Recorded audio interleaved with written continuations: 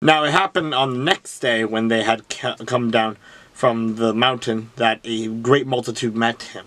Suddenly a man from the multitude cried out, saying, "Teacher, I implore you, look on my son, for he is my only child.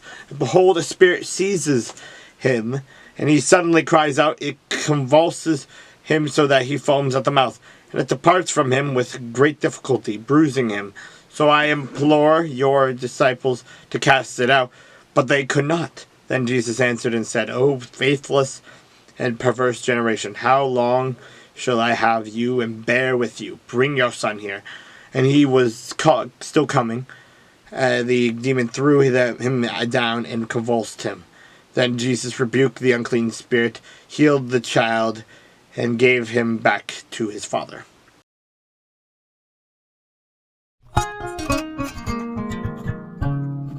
For thus says the Lord God of Israel to me, "Take the wine cup of fury from my hand, and cause all the nations to whom I send you to drink it. And they will drink and stagger and go mad because of the sword that I will send among them." Then I took the cup from the Lord's hand and made all the nations drink to whom the Lord had sent me. Jerusalem and the cities of Judah, its kings and its princes, to make them a desolation, an astonishment, a hissing, and a curse, as it is this day. Pharaoh, king of Egypt, his servants, his princes, and all his people, all the mixed multitude, all the kings of the land of Uz, all the kings of the land of the Philistines, namely Ashkelon, Gaza, Ekron, and the remnant of Ashdod, Edom, Moab, and the people of Ammon, and all the kings of Tyre, all the kings of Sidon, and the kings of the coastlands, which are across the sea, Dedan, Tamar, Buz, and all who are in the farthest corners, all the kings of the Arabia, and all the kings of the mixed multitude who dwell in the desert, all the kings of Tamari, all the kings of Elam, and all the kings of the Medes, all the kings of the north, far and near, one with another, and all the kings of the world which are on the face of the earth also. The king of Sheshach shall drink after them. Therefore you shall say to them, "Thus says the Lord God of hosts, the God of Israel, be drunk, and vomit, fall and rise no more, because the sword which I will send among you, and it shall be, if they refuse to take the cup from your hand to drink, then you shall say to them, Thus says the Lord of hosts, you shall certainly drink.